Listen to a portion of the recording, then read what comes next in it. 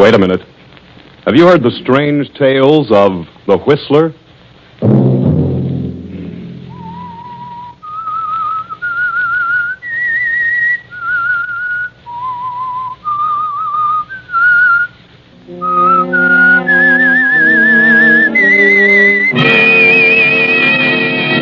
I'm the Whistler. I may be the district attorney, but if my son is guilty, he can pay the penalty like anyone else. I'll prosecute him. Then, Blake, I'll start on you. Sunday night, and again, CBS presents The Whistler.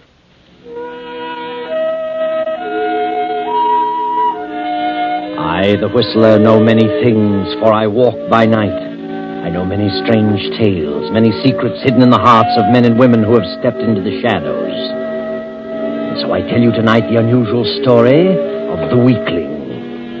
Young Clyde Banning, son of District Attorney Banning, steps out of a nightclub following a gay New Year's Eve party. An expensive limousine pulls up to the curb, and Clyde gets in. Clyde has done some careless driving lately, had his driver's license revoked, and is now forced to be driven about by Rawlins, the family chauffeur. Where to now, Mr. Banning? Let's go home, Rawlins. Not yet, Clyde. Hey, look. What are you doing in here? I thought you were still in the club. I didn't think you even knew I was there. Oh, I saw you a couple of times. Why have you been avoiding me, Clyde? You know how it hurts me. What's happened? Take Miss Blake home, Rawlins. No, I won't go home. I won't be brushed off like this without an explanation. You know how much I love you, Clyde, and I can't go on like this any longer. Please, Ellen, this is no time to make a scene. Clyde, you know you love me. Let's get married right now, tonight. Please, let's not talk about it now. I will talk about it now. Rawlins, pull up, please. I won't get out, Clyde. I won't. I'll drive, Rawlins. You can take a cab home. You'll drive, but listen. Go on, here. Rawlins. I'll take Miss Blake home.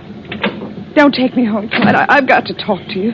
Please, drive down to the Ocean Highway. All right. All right, but cut out the melodrama.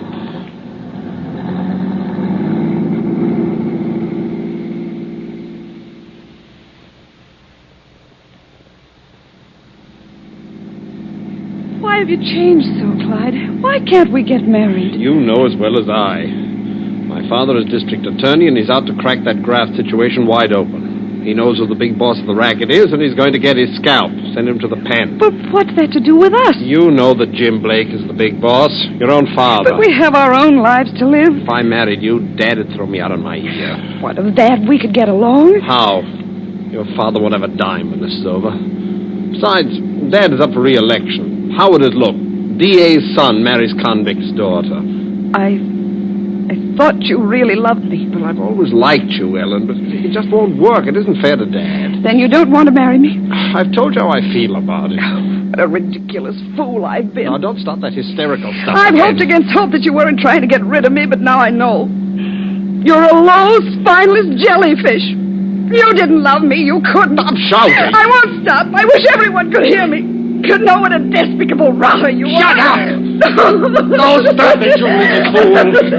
Ellen! Good Lord! Ellen!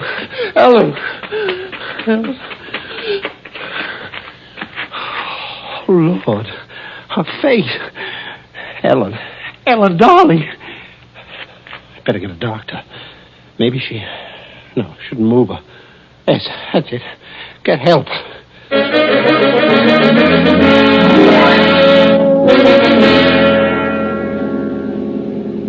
Yes, Clyde. Better get help.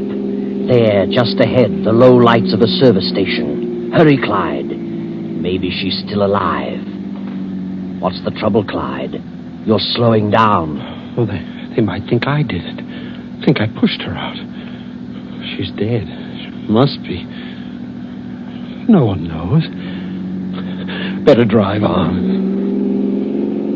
You've passed it now, Clyde. You've really fixed things now. You should have stopped. Clyde's fear increases with every mile. He slips the car into the garage and hurries quietly to his room. But he doesn't sleep, not a wink. His head throbs, and with every thump of his heart, Ellen's words ring in his ears. Oh, mindless jellyfish. slow, spineless jellyfish. Ellen, please, I didn't mean it. Forgive me, please.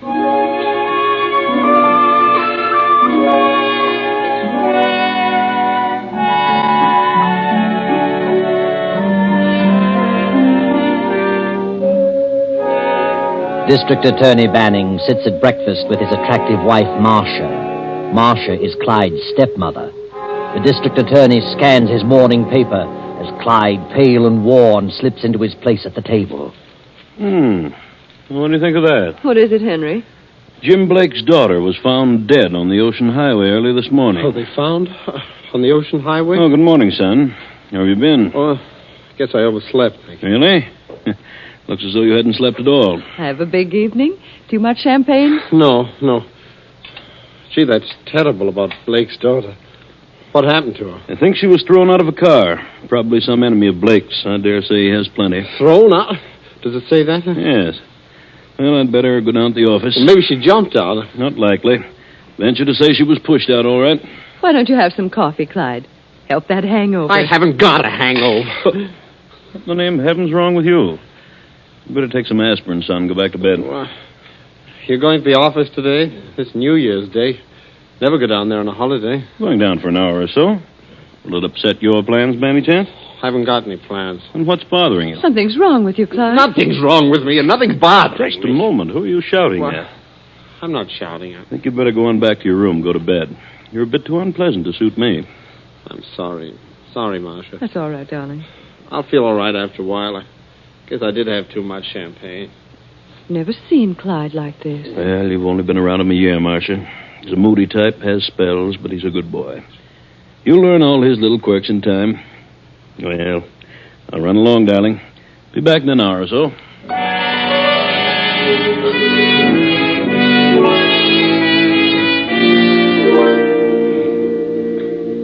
I beg your pardon, Mr. Clyde.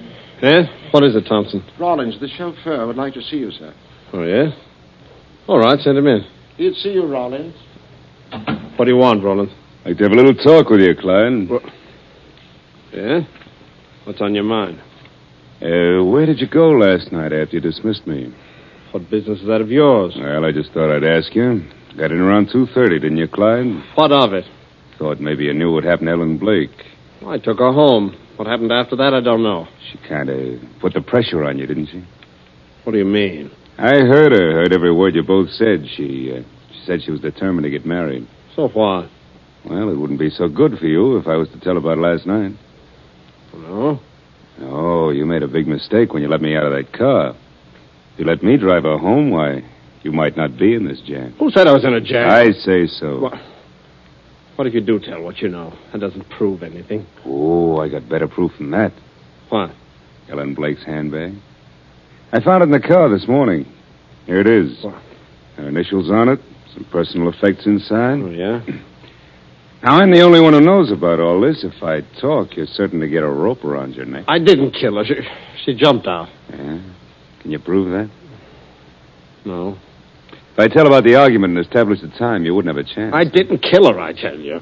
How'd you like trying convincing a jury on that? No. Well. But you know, I don't have to say a word about it, Clyde. Why should you? It all depends on you. What do you want? Oh, I could use a little money. How much?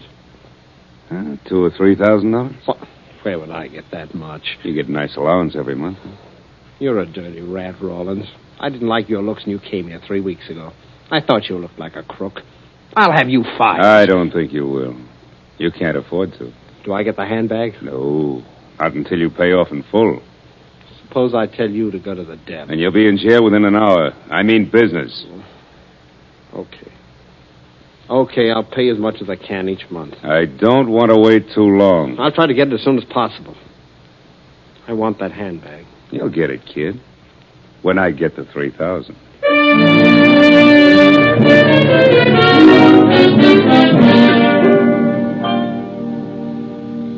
Good afternoon, madame. What do you mean coming into my room without knocking? And how is madame today? What do you want? I want to wish you a happy new year. Well, of all the nerve. You get out of here. Now, don't get excited. I thought you might like to talk to me. What do you mean? Well, I've got a little information that Might be of interest to you. Information?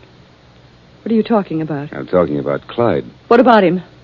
Well, I was just wondering what would happen if your husband had to prosecute his own son for the murder of the daughter of the man he's out to break. Are you crazy? What do you mean? Clyde murdered Ellen Blake. Threw her out of the car. What? How do you know that? She was in love with Clyde. He was trying to shake her. I drove them away from a nightclub last evening. They had a very serious argument. Yeah, and then he let me out and drove the car himself. That doesn't mean anything. Ellen Blake was killed about 1 a.m. Clyde came in about 2. Good heavens. This morning I found his handbag in the car. It's Ellen Blake's. If I were to tell what I know about it and produce his handbag, Clyde would have a rope placed around his neck by his own father. I doubt very much that the DA would ever be reelected. How could Clyde do such a thing? Well, he lost his head. She was pretty insistent. But you don't have to say anything about this. Oh, I wouldn't have to. If this came out, Henry would be ruined. That's just what I mean. Now, you wouldn't want that to happen, would you? No. And it's all up to you. Up to me? Yes, if I cover up a murder, it might affect my conscience. I might worry a lot. But my conscience might be sad. What do you want? Well, it ought to be worth about $3,000. Why, that's ridiculous. I have no such amount. Then get it. How could I explain what I wanted with $3,000? That's your worry, not mine, baby. Do you know what they can do to you for blackmail? No, this isn't blackmail, honey. No, I'm not threatening to divulge someone's past. It's bigger than that. As a matter of fact, you're going to bribe me to withhold a piece of important evidence. So you see, I hold the aces. Get out of here. Get out. Okay.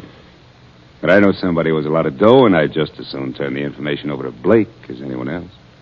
I just want to give you a break. How about this diamond bracelet? Oh, yeah, that'll help. But it'll be hard to get rid of. I'd rather have cash. All right, I'll give you these diamonds, and you can hold them until I get the cash. Fair enough. Hand them over. Thanks. You know, I thought that you'd see things in the right way. Goodbye, honey. Get out of here. You rotten thief. Oh, listen to her. As the days pass, Clyde and Marcia are both turning over every cent they can get hold of to Rawlins. But the going is difficult, and Rawlins becomes more insistent. Then one day, Clyde gets a message to visit the big boss, Jim Blake, Ellen's father. I was told you wanted to see me, Mr. Blake. Yeah. Sit down, kid. Thank you. Everything working out all right? What do you mean? You look a little worried, kid. I thought maybe something was disturbing your sleep. Oh, well, I've been having headaches. I think it's my eyes.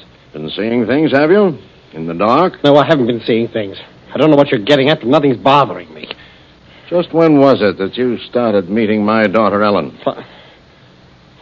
I don't know what you mean. Quit playing dumb.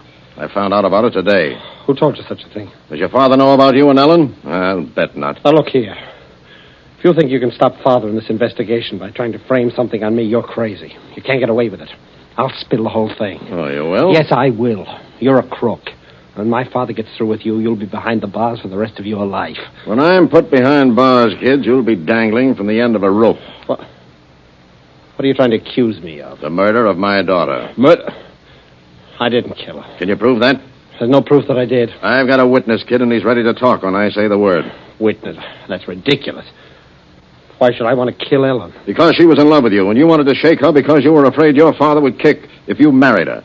Your father's out to get me, and I'm determined to beat him to the draw. I didn't kill her, I tell you. Ellen left that nightclub with your car New Year's Eve. You had an argument. She wanted to get married. When she got too insistent, you dismissed the chauffeur and drove the car yourself. And out on the ocean highway, you threw her out on the rocks. I didn't. Did you stop? Did you look at her? Her face mangled to a pulp, her body broken to bits on those rocks? I didn't do it. I swear I didn't. I've got a witness to the argument and the time element.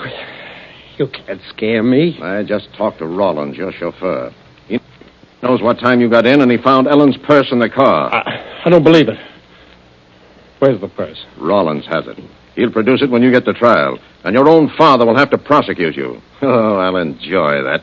Too bad about that purse, kid. If you'd found the purse and Rawlins didn't know what he knows, you might have gotten away with it. But you're stuck now, stuck with Rawlins and the purse. And your own father will have to tie the rope around your neck. Rawlins is a liar. It'll hold in court. The jury will believe him. He's a dirty liar. I could kill him. Kill him? You wouldn't do that. Well, he isn't fit to live. Well, you aren't either. But I'm going to give you a chance to keep out of the noose. I'll keep Rawlins from talking if you get me a couple of letters. What letters? Your father has them. They have my signature on them. You can get them very easily. You get those papers, and I'll put the quietus on Rawlins. They're addressed to the county supervisor. Your father intends to use them against me. I want them. Is that clear? Yeah. You get the papers, and we're both in the clear. Understand? Yeah, you understand. All right. I'll give you till tomorrow evening at 6 o'clock. You can go now. Yeah. Remember, 6 o'clock tomorrow night.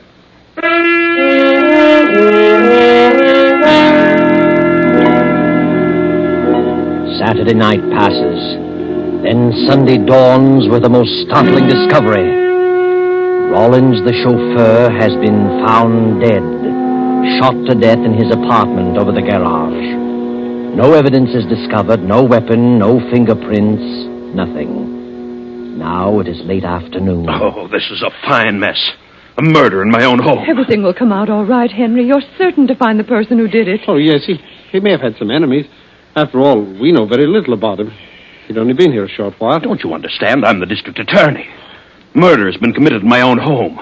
Why, if I can't bring this to a solution, I'll be a laughingstock. I'll never be reelected. We're trying to help you, Henry. Oh, certainly. I don't know what I'm going to do, but this has got to be kept from the police department. Once they get into it, it'll be plastered all over the front pages of every newspaper in town. Yes. I'll have to handle this from my own office. Well, neither one of us has been out of the house, and we haven't told anyone. What are you worried about? Surely a man like Rawlins could have had many enemies. Who knows what he'd been mixed up in? Captain Stone to see you, Mr. Banning. Captain... Oh. Yes, I was afraid of that. All right. Show him in. Good afternoon, Mr. Banning. Oh, good afternoon, Captain Stone. Well, what are you doing out this way? We heard about your chauffeur. Really? And who told you? Oh, friend. Body hasn't been moved, has it? No, Inspector Stone, it hasn't. Mm-hmm. Still in the room over the garage. Well, come on, Skelton, let's have a look. You don't mind, do you, Mr. Banning? Why, no. No, of course not. Well, thank you. We'll be back in a moment. All right. You know, I've got a strange feeling that Jim Blake knows something about this. Blake? Why do you think that? I don't know. He's just the type to think of something like this. Yes, a perfect setup for him. A murder in my own home. Nothing would please him better. Why would Blake resort to anything like this? Why? Because my dear Blake is in a tough spot. Yes. The more I think about it, the more right I think I am. Well, I'm going to have a talk with him. Well, I don't think Blake had anything to do with it. Really? What do you know about it? Well, nothing, Father. Then please allow me to handle this in my own way. Henry, why must you be so harsh? I'm sorry, Father, but I think you should keep away from Blake. Why? I don't know. I just think you should. Yes. Well, when I want your opinion, son, I'll ask for it.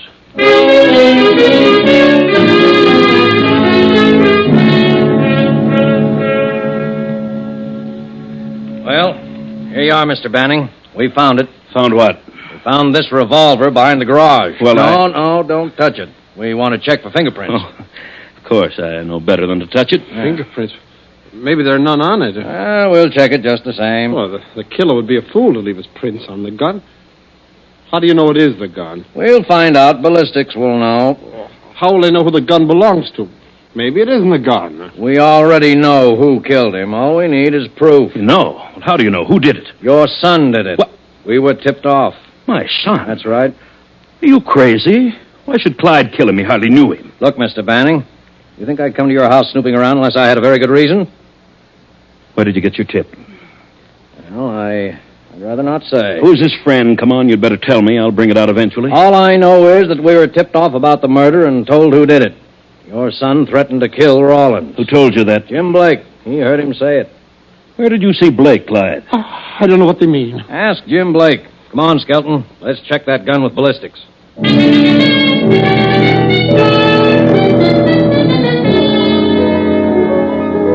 few hours later, Boss Jim Blake stands in the study facing the district attorney. There is a tense moment as each waits for the other to speak. Well, Banning, what do you want? I know what you're trying to pull, Blake. You're trying to get at me by framing my son with a murder. I'm not trying to frame him. I just told the police that I heard Clyde threaten to kill Rawlins. So far, there's nothing but circumstantial evidence. Clyde had no reason to kill Rawlings, and without a motive, Clyde is in the clear. Yeah? If you had a scheme in mind to force me to drop that investigation, then your scheme went haywire. You pulled a boner. What do you mean, boner? If Clyde had threatened Rawlins' life, the natural thing for a man in your situation to have done was to approach me instead of the police. Why? Well, you wanted those letters, didn't you? How could you possibly make a deal for those letters now that you've made your information public? I'm way ahead of you, Banning. I'm not so dumb as all that. I'm still holding the aces. What aces? The ones I'll throw down for the letters. I think you're bluffing, Blake. I know why Clyde killed Rawlins. I can supply the motive. I'll admit that without the motive, he'd be in the clear. But if I spilled the motive, he'd crack in 5 minutes. I still think you're bluffing. I know you've got a cinch case against me with those letters. But with what I know, I've got a cinch case against your son that will send him to the gallows. Not only that, but if I do spill it, you wouldn't dare show your face in this town again. Sounds pretty gruesome. I can't imagine what it could possibly be. I'll say you can't. Clyde is really in it up to his neck. You really think he's guilty? Certainly, but whether he is or not, he had the motive. And the motive for killing Rawlins will lead to something that can be definitely proved. You mean material evidence? I do. So in order to prosecute me, you'll be forced to prosecute your own son. I'll see to that. Now, you hand over those letters and we'll all be in the clear. Believe me, Banning, I'm not bluffing. Blake, if you're telling the truth, then we're both in a very unfortunate position. You're a crook, and I happen to be a stickler for duty.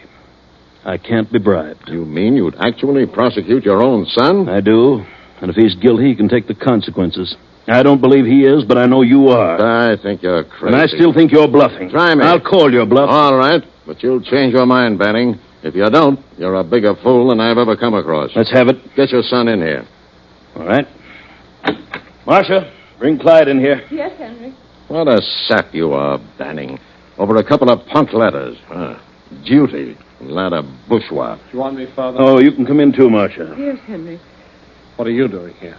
Well, kid, I've been having a little chat with your righteous father. He sent for me. He's a little stupid. He wants to be enlightened. Maybe you can help him. Yeah? Clyde, I understand you paid a visit to Mr. Blake. Huh? Go on, better tell him, Clyde. What were you doing there, Clyde? Well, Blake sent for me. Why? Well, he wanted to talk to me. What about? Well, about... What's he been saying? I told him what you said to me. Said about what? About Rawlins. What did I say about Rollins? What did you say, Clyde? Nothing. He's lying. Lying about what? We haven't said anything yet.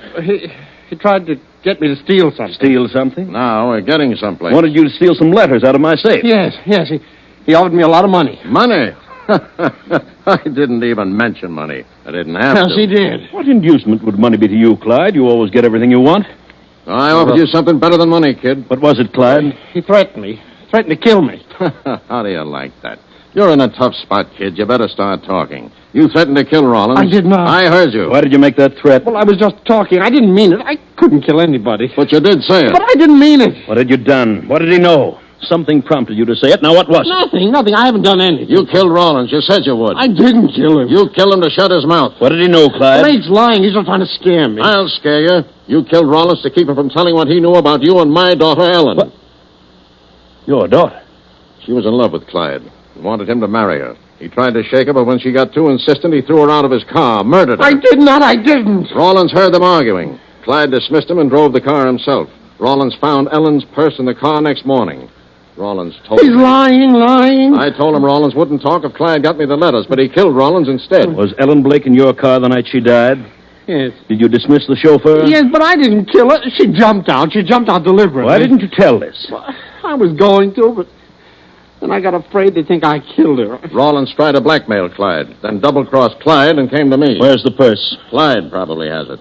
That's why he killed him. I haven't got it. I don't know where it is. I couldn't find it. Then you were in Rollins' apartment over the garage. Yes, but I didn't kill him. I didn't kill I Ellen. believe you. Yeah? Now, what do you have to say, Mr. Banning? Do I hold the aces? No. I'll bring it to trial. I'll find that purse, if there is a purse. And if he's proven guilty, he can pay the penalty like anyone else. And then, Blake, I'll start on you. You're a fool, Manny. You're crazy. Come in. Well, here we are, Mr. Banning. Got quite a bit of dope on this Rawlins killing. What now? There were no fingerprints on that gun, but it was definitely the murder weapon. Ballistics checked it. Well, still doesn't prove my son fired the gun. That's right. But we did manage to trace the original ownership. And what did you learn? Well, here it is. The gun was purchased 4 years ago in Seattle By whom? by Patricia Rawlins. Patricia Rawlins. Mm-hmm. Did you check on Patricia Rawlins? Who was she? Yeah, we checked on her. We also checked on Rawlins.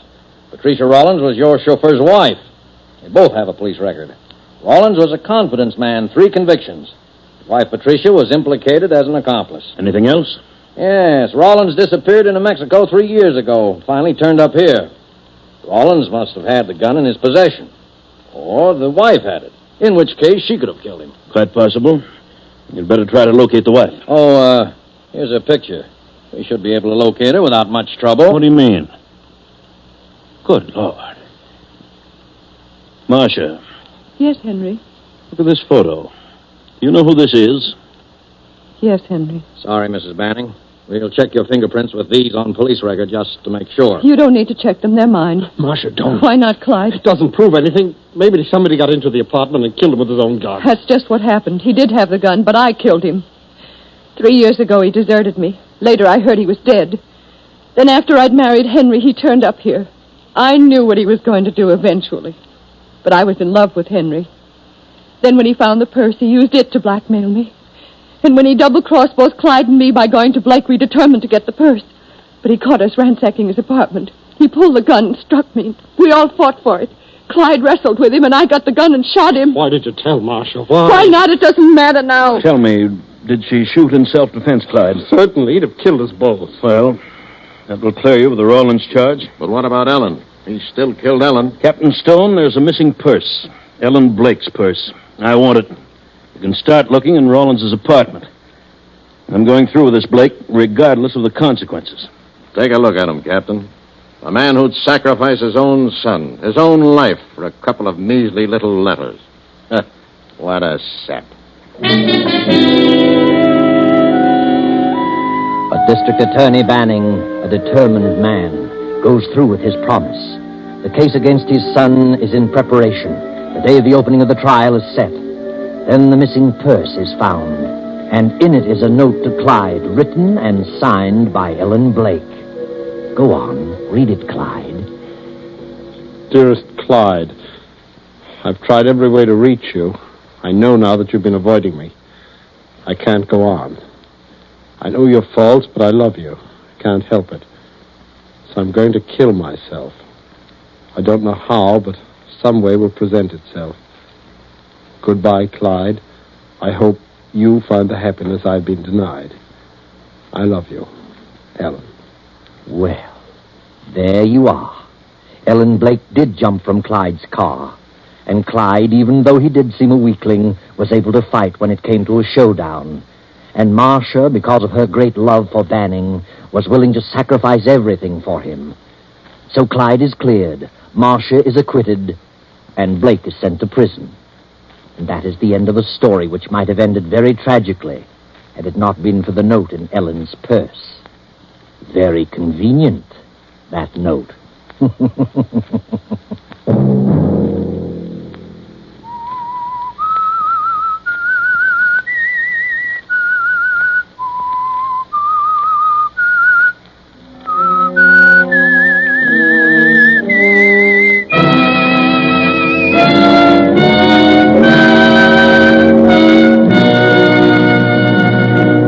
CBS has presented The Whistler.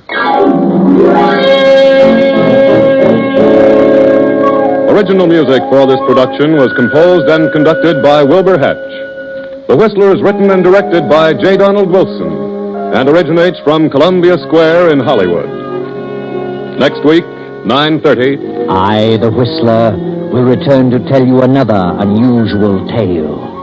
Good night.